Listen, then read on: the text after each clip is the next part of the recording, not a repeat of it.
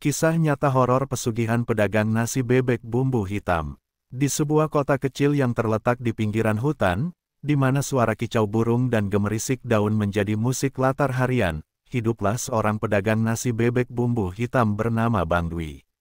Dia adalah sosok yang dikenal oleh para tetangganya, bukan hanya karena dagangannya, tetapi juga karena sifatnya yang ramah dan senyumannya yang tak pernah pudar, meskipun kehidupan tidak selalu bersahabat dengannya. Bang Dwi, laki-laki berusia sekitar 40 tahun, memiliki penampilan fisik yang mencerminkan kerasnya kehidupan yang dijalaninya. Dengan wajah tirus dan kerutan di dahi akibat tekanan hidup, kulitnya kecoklatan, hasil dari paparan sinar matahari yang terik selama berjam-jam. Rambutnya yang mulai memutih di beberapa bagian menunjukkan bahwa ia telah melalui banyak pengalaman, baik suka maupun duka.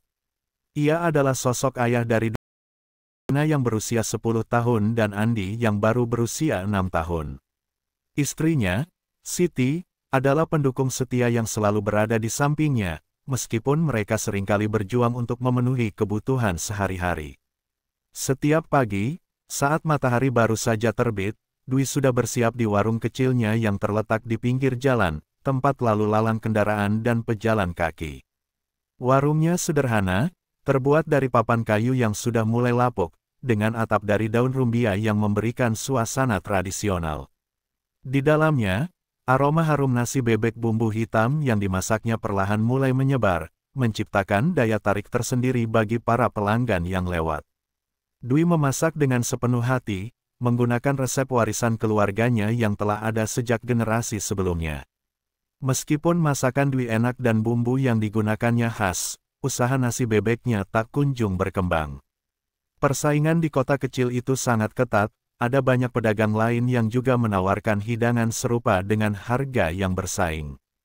Dwi sering kali merasa putus asa ketika melihat teman-teman seprofesinya yang lebih sukses dan mampu membuka cabang usaha mereka sendiri, sementara ia masih berjuang untuk mencukupi kebutuhan keluarganya.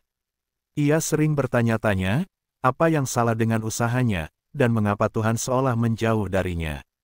Suatu malam, ketika Dwi pulang dari berjualan, langkahnya terhenti melihat sosok tetangga yang dikenal sebagai orang pintar, Pak Joko. Pak Joko dikenal sebagai sosok yang memiliki pengetahuan tentang hal-hal mistis dan sering membantu warga sekitar dalam menghadapi berbagai masalah. Dwi menghampiri Pak Joko dan menceritakan kesulitan yang ia hadapi. Dalam obrolan itu, Pak Joko menyebutkan tentang pesugihan, sebuah jalan yang bisa membantu Dwi meraih kesuksesan dengan cepat. Awalnya, Dwi ragu dan takut. Ia tahu bahwa jalan tersebut penuh risiko dan bisa membawa malapetaka. Tetapi saat ia pulang, perasaan ragu itu mulai memudar. Dalam pikiran Dwi, gambaran masa depan yang lebih baik untuk keluarganya mulai terbentuk. Bayangan tentang anak-anaknya yang bisa bersekolah dengan baik, istri yang tidak lagi harus bekerja keras untuk membantu memenuhi kebutuhan, dan dirinya yang bisa berbangga atas usaha yang berhasil, semuanya membangkitkan harapan di dalam hatinya. Meski di sudut hatinya ada suara kecil yang memperingatkan tentang konsekuensi dari keputusan tersebut, keinginan untuk mengubah nasibnya semakin menguat.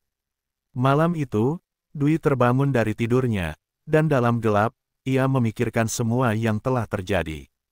Ia merasa terjebak dalam dilema antara harapan dan ketakutan. Kesulitan hidupnya telah mengajarkan banyak hal, namun keinginan untuk sukses dan memberikan yang terbaik bagi keluarganya semakin membara. Dalam keadaan bingung, Dwi akhirnya memutuskan, jika ada cara untuk mengubah nasibnya, ia akan mencobanya. Dengan tekad yang bulat, Bang Dwi bersiap untuk mengambil langkah yang tidak biasa dan berpotensi berbahaya, tanpa menyadari bahwa keputusan itu akan mengubah hidupnya selamanya. Dalam pencarian akan kekayaan dan kesuksesan, ia tidak tahu bahwa jalan yang akan ia lalui dipenuhi dengan kegelapan dan konsekuensi yang mengerikan.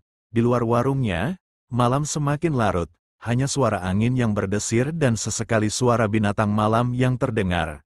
Dwi menatap bintang-bintang di langit, berharap ada satu bintang yang akan membawanya menuju kesuksesan yang selama ini ia impikan. Namun, saat itu, ia tidak tahu bahwa takdir telah menyiapkan ujian yang jauh lebih besar daripada yang bisa ia bayangkan.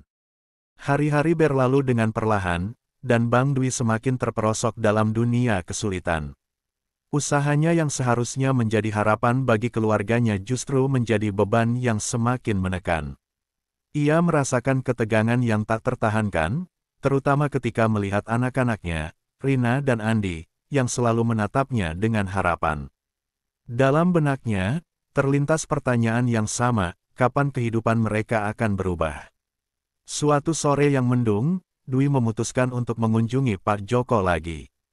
Ia merasa perlu mendapat pencerahan lebih lanjut tentang pesugihan, meskipun keraguan masih menghantui pikirannya. Saat ia tiba di rumah Pak Joko, suasana sekeliling tampak berbeda.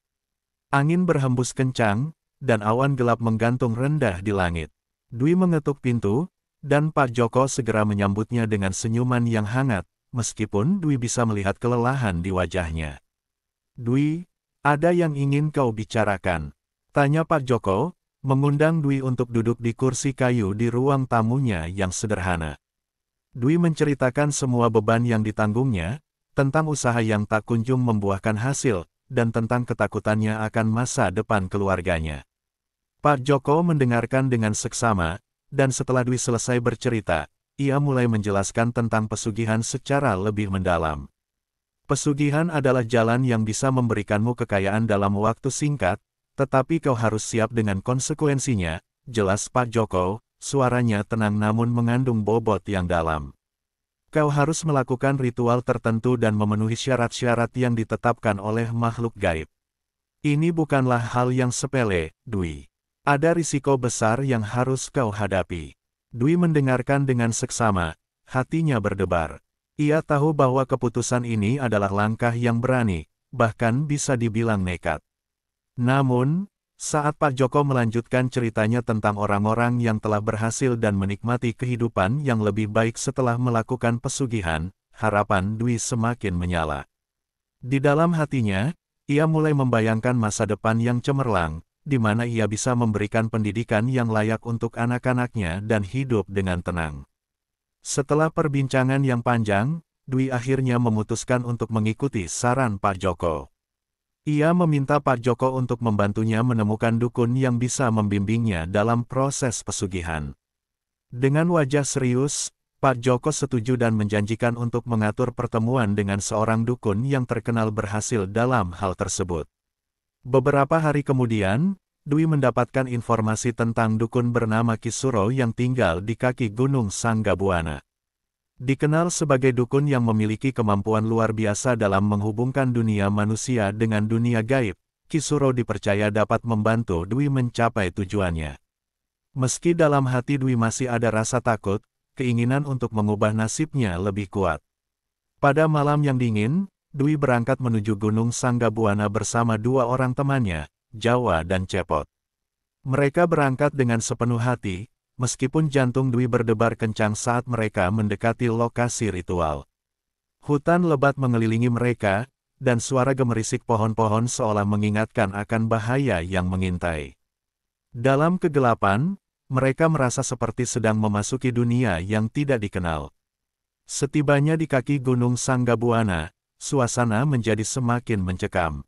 Bulan bersinar redup, dan bayangan pohon-pohon tinggi tampak menari-nari di bawah sinar rembulan. Dwi dan temannya mencari lokasi yang disebutkan Kisuro, dan akhirnya menemukan sebuah tempat yang dianggap keramat. Di sana, mereka melihat Kisuro sudah menunggu dengan tenang, mengenakan pakaian tradisional berwarna hitam, dan tatapan matanya tajam seolah bisa menembus jiwa. "Selamat datang, Dwi. Aku sudah menunggumu," sapa Kisuro dengan suara serak namun penuh wibawa. Dwi merasa merinding saat mendengarnya, tetapi ia berusaha untuk tetap tenang. Kisuro meminta mereka untuk menyiapkan sesaji yang diperlukan, nasi bebek bumbu hitam, kembang 7 rupa, dan kemenyan. Dwi mengeluarkan semua yang telah disiapkannya dengan hati-hati, sementara Kisuro mempersiapkan altar kecil di tanah. Ritual dimulai dengan pembacaan mantra yang membuat suasana semakin mencekam. Dwi merasakan hawa dingin menyelimuti mereka, seolah ada sesuatu yang hadir di sekelilingnya. Dalam ketegangan yang luar biasa, sosok gaib muncul di tengah asap kemenyan, menawarkan kekayaan dan kesuksesan dalam usahanya. Namun, saat sosok itu mengungkapkan syarat yang mengerikan, nyawa orang terdekatnya, Dwi merasa seolah dunia sekitarnya runtuh. Kepala Dwi berputar, dan rasa takut menyergapnya. Dalam sekejap, bayang-bayang wajah Siti, istrinya yang dicintainya, melintas di benaknya. Namun, saat melihat ke belakang pada kenyataan pahit yang dihadapinya, perasaan terdesak oleh kebutuhan dan harapan untuk melihat keluarganya bahagia membuatnya terpaksa mengambil keputusan yang mengubah hidupnya selamanya. Dwi akhirnya mengangguk, setuju dengan syarat yang diajukan. Di balik keputusan itu, ada harapan yang membara untuk masa depan yang lebih baik, tetapi juga keputusasaan yang mendalam, seolah ia telah menandatangani perjanjian dengan kegelapan. Dalam detik-detik itu, Dwi tidak menyadari konsekuensi yang akan menghadang, dan bagaimana keputusan ini akan membawanya ke dalam pusaran kegelapan yang tak terhindarkan. Setelah ritual pesugihan yang mengubah hidupnya, Bang Dwi merasakan aliran energi baru dalam dirinya. Dalam beberapa minggu setelah perjanjian dengan sosok gaib, usaha nasi bebek bumbu hitamnya mulai meroket. Pelanggan yang awalnya sedikit kini berdatangan dari berbagai penjuru kota, dan warung kecilnya yang dulunya sepi kini dipenuhi dengan suara tawa dan obrolan orang-orang yang menikmati hidangan yang disajikan. Dwi tidak bisa mempercayai apa yang terjadi, seolah seluruh dunia berkonspirasi untuk memberikan kebahagiaan padanya. Namun, di balik kesuksesan yang cemerlang itu, ada bayangan gelap yang mengintai. Dwi merasa terjebak di antara kebahagiaan yang dirasakan dan rasa bersalah yang menghantui pikirannya. Malam-malam panjang ia habiskan dengan memikirkan Siti, istrinya, dan bayangan wajahnya yang tersenyum, yang kini terasa semakin jauh. Rasa cemas menyelimuti hatinya, tetapi keinginan untuk terus meraih kesuksesan membuatnya bertahan. Hari-hari berlalu, dan Dwi semakin sibuk dengan usaha yang berkembang pesat. Ia membuka cabang baru di lokasi strategis, mempekerjakan lebih banyak karyawan, dan bahkan mulai menerima pesanan dari acara-acara besar. Suatu malam, saat ia sedang menghitung omset hari itu, suara deringan ponsel memecah kesunyian. Itu adalah Siti, yang meneleponnya dengan nada ceria. "Dwi, aku baru saja mendengar kabar baik. Rina dan Andi baru saja mendapatkan juara kelas." Siti menyampaikan kabar gembira dengan suara bersemangat. Dwi merasa bangga, dan sejenak semua keraguan yang menggerogoti pikirannya teredam. Ia berjanji kepada Siti untuk merayakan keberhasilan anak-anak mereka malam itu. Namun, saat malam menjelang dan suasana hati Dwi menjadi cerah, perasaan tidak enak kembali menghantuinya. Ia merasa ada sesuatu yang tidak beres, seolah kegelapan yang telah ia panggil sedang menunggu untuk menagih janji. Ketika Dwi pulang ke rumah, suasana di rumah terasa berbeda. Siti tampak lebih lelah dari biasanya, dan matanya menyimpan kesedihan yang dalam. "Dwi, aku merasa tidak enak badan. Mungkin aku hanya kelelahan," ujar Siti sambil memegang perutnya. Dwi merasa cemas, tetapi ia berusaha menenangkan istrinya. "Mungkin kita butuh waktu istirahat. Besok kita akan pergi ke dokter," katanya, berusaha mengalihkan perhatian. Malam itu, Dwi tidak bisa tidur. Ia terjaga, terperangkap dalam pikirannya yang gelisah. Mimpi buruk muncul, menampilkan sosok gaib yang mengerikan, menatapnya dengan mata merah menyala. Dwi terbangun dengan keringat dingin membasahi tubuhnya, dan saat melihat jam di dinding, ia menyadari bahwa sudah larut malam. Suara deru angin di luar semakin menambah ketegangan di dalam dirinya. Keesokan harinya, Dwi segera membawa Siti ke dokter. Setelah dilakukan pemeriksaan, dokter menyatakan bahwa Siti menderita penyakit yang tidak bisa dijelaskan. Dwi merasa hatinya hancur, pikirannya kembali melayang pada perjanjian yang telah ia buat. Setiap detik yang berlalu terasa seperti siksaan, dan ia tidak bisa menahan diri untuk tidak menyalahkan dirinya sendiri atas apa yang terjadi. Berita tentang kesuksesan Dwi menyebar dengan cepat, dan teman-teman serta tetangganya mulai mendekatinya untuk meminta saran tentang bisnis. Namun, di balik senyumnya yang ramah, Dwi menyimpan rasa ketakutan yang mendalam. Ia mulai merasa bahwa kekayaan yang diperoleh tidak sebanding dengan harga yang harus dibayar. Setiap kali ia melayani pelanggan dengan senyuman, hatinya bergetar dengan penyesalan. Di tengah ketidakpastian ini, Dwi memutuskan untuk kembali ke Gunung Sanggabuana. Ia merasa harus mencari jawaban dan cara untuk membatalkan perjanjian yang telah dibuat. Bersama Jawa dan Cepot, ia berangkat menuju lokasi ritual, berharap bisa menemukan cara untuk menghapus kesepakatan yang mengikatnya. Dalam perjalanan, suasana hati Dwi dipenuhi dengan rasa cemas dan harapan yang bertolak belakang. Sesampainya di Gunung Sanggabuana, Dwi merasakan hawa dingin yang menyelimuti. Suara angin berdesir, dan dia merasakan kehadiran yang tidak terlihat. Ki Suro, sang dukun, menunggu mereka dengan tatapan serius. "Kau kembali, Dwi. Apa yang kau inginkan?" tanya Ki Suro, suaranya tegas. Dwi menceritakan semua yang terjadi, tentang sakitnya Siti dan kebangkitannya yang menyakitkan. Ia meminta bantuan Ki Suro untuk membatalkan perjanjian yang telah dibuat. Namun, Ki Suro memperingatkan bahwa membatalkan perjanjian bukanlah hal yang sederhana. "Ada konsekuensi yang harus kau hadapi. Makhluk yang kau panggil tidak akan dengan mudah melepaskan ikatan itu," ujar Ki Suro dengan nada serius. Rasa takut Dwi semakin mendalam. Ia merasa terjebak dalam lingkaran kegelapan yang tidak bisa ia lari darinya. Namun, keinginan untuk menyelamatkan Siti dan mengembalikan kehidupan normalnya membuatnya bertekad untuk melawan. Ia tahu bahwa risiko yang harus dihadapi tidak bisa dihindari, dan ia harus berjuang demi orang yang dicintainya. Dalam suasana yang menegangkan, Dwi dan teman-temannya bersiap untuk ritual tolak bala yang akan dilakukan di tempat yang sama, berharap bisa membebaskan diri dari perjanjian yang mengikatnya. Hanya waktu yang akan menentukan apakah mereka akan berhasil atau tidak, tetapi satu hal yang pasti, Dwi kini harus menghadapi kegelapan yang telah ia panggil sendiri. Malam itu, suasana di Gunung Sanggabuana terasa sangat mencekam. Bang Dwi, Jawa, dan Cepot berdiri di tengah hutan yang gelap, dikelilingi oleh pepohonan tinggi yang seolah menutup jalan keluar.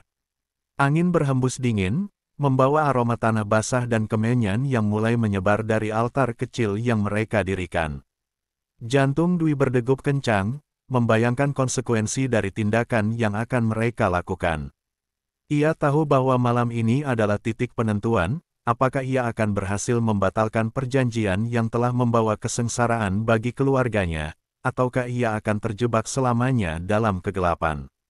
Ki Suro, sang dukun, berdiri di depan altar, mengenakan pakaian serba hitam yang membuatnya tampak semakin misterius. Dengan suara yang dalam dan tegas, ia mulai membacakan mantra-mantra yang membuat suasana semakin menegangkan. Dwi dan teman-temannya mengikuti setiap instruksi Ki Suro, berusaha mengumpulkan keberanian dalam menghadapi makhluk gaib yang mungkin akan hadir.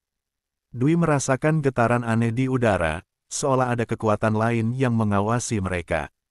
Saat Ki Suro selesai membacakan mantra, kabut tebal mulai menyelimuti lokasi ritual. Suara desisan angin membuat bulu kuduk Dwi merinding. Dalam kegelapan yang semakin pekat, sosok gaib yang pernah muncul pada ritual sebelumnya mulai terlihat samar-samar. Dengan tatapan tajam dan aura menakutkan, makhluk itu muncul di hadapan mereka, mengeluarkan suara yang bergema di seluruh hutan. "Kau berani kembali, Dwi. Apa yang kau inginkan?" Suara itu terdengar menggema, penuh wibawa, seolah datang dari kedalaman bumi. Dwi merasa seolah terjepit antara ketakutan dan keputusasaannya. Ia menatap sosok tersebut, berusaha menyusun kata-kata yang tepat. "Saya ingin membatalkan perjanjian yang telah dibuat. Saya tidak ingin ada lagi pengorbanan. Istri saya, Siti, dalam keadaan sakit. Saya ingin kembali ke kehidupan saya yang normal." Dwi mengucapkan kalimatnya dengan suara bergetar, berusaha untuk tetap tenang meskipun rasa takut dan cemas memenuhi dirinya. Makhluk gaib itu terdiam sejenak, seolah mempertimbangkan permohonan Dwi. "Kesepakatan ini tidak bisa dibatalkan tanpa konsekuensi, Dwi. Apa kau siap membayar harga yang lebih tinggi?" Suara itu menggetarkan jiwa Dwi. Ia tahu bahwa apapun yang diminta kini bisa jauh lebih berat daripada pengorbanan yang ditawarkan sebelumnya. Dengan napas yang tertahan, Dwi mengangguk. Ia merasa tidak punya pilihan lain. Saya siap, apapun yang harus saya bayar. Yang terpenting adalah menyelamatkan Siti, ucapnya, matanya bertekad meskipun hatinya bergetar ketakutan. Makhluk itu tertawa pelan, suaranya dingin dan menyentuh tulang. Sangat baik, maka, kau akan kehilangan sesuatu yang berharga. Siapkan dirimu. Saat itu juga, suasana berubah, angin berhembus kencang, dan kabut semakin tebal. Dwi merasa seolah dunia di sekelilingnya berputar, dan ia terhuyung ke belakang. Dalam sekejap, Dwi teringat akan semua kenangan indah bersama Siti, bagaimana mereka membangun kehidupan bersama, bagaimana mereka melewati suka dan duka. Namun, dalam kekacauan yang terjadi, Dwi merasa ada sesuatu yang hilang, dan itu sangat berharga.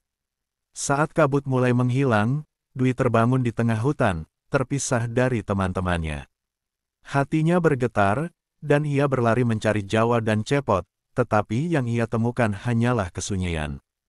Dalam ketidakpastian, ia merasakan ponselnya bergetar. Dengan cepat, ia mengeluarkannya dan melihat pesan dari Siti. Dwi, aku tidak merasa baik. Aku butuh kamu di sini. Pesan itu membuat hatinya bergetar, dan ia berlari menuju rumah dengan segala tenaga yang tersisa. Setiba di rumah, Dwi mendapati suasana sepi dan hampa. Ia berlari menuju kamar, dan saat ia membuka pintu, ia merasakan dunia sekitarnya runtuh. Siti terbaring lemah di tempat tidur. Wajahnya pucat dan napasnya tersengal-sengal. Dwi segera berlari menghampiri, menggenggam tangan Siti dengan penuh harapan. Siti, aku di sini. Kita akan melalui ini bersama, ucapnya dengan suara penuh peluh dan air mata.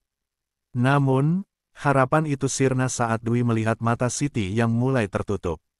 Dalam detik-detik terakhir, Siti tersenyum, tetapi itu adalah senyuman yang mengandung kesedihan dan penyesalan. Dwi, aku tahu, kau telah berjuang untuk kita. Maafkan aku, ucap Siti pelan, sebelum napasnya terhenti. Dwi merasakan seolah seluruh dunia berputar, dan hatinya hancur berkeping-keping. Ia merasa seolah terjebak dalam siklus kegelapan yang telah ia panggil. Semua kekayaan yang telah diperoleh, semua kesuksesan yang diraih, kini terasa hampa tanpa kehadiran Siti. Dwi menyadari bahwa kesuksesan yang ia cari ternyata datang dengan harga yang tidak bisa ia bayar, kehilangan cinta sejatinya. Dalam kesedihan yang mendalam, Dwi berlutut di samping tempat tidur, merasakan semua penyesalan datang menghampirinya. Ia merasakan beban berat yang tidak bisa ia angkat, setiap detik terasa seperti siksaan. Dalam keheningan malam, Dwi berjanji kepada dirinya sendiri untuk tidak pernah lagi terjerumus ke dalam kegelapan, dan melihat kembali pada semua pelajaran yang telah ia dapatkan. Kisah Dwi berakhir dengan duka yang mendalam. Ia menyadari bahwa kekayaan dan kesuksesan tidak ada artinya tanpa orang-orang yang dicintainya. Dalam kesedihan yang menyelimuti, Dwi bertekad untuk meneruskan hidupnya dengan cara yang lebih baik, untuk mengenang Siti dan menjadikan semua pengorbanan yang telah ia lakukan sebagai pelajaran berharga untuk hidup yang lebih berarti. Di luar, bulan bersinar cerah, dan bintang-bintang berkelap-kelip, seolah menantang Dwi untuk melanjutkan hidupnya. Meskipun hatinya hancur, ia tahu bahwa perjalanan hidupnya belum berakhir, dan ia harus menemukan cara untuk bangkit dari kegelapan. Dalam keheningan malam yang penuh harapan, Dwi berjanji untuk menjaga kenangan Siti selamanya dan tidak akan membiarkan kesedihan menghancurkan jiwanya.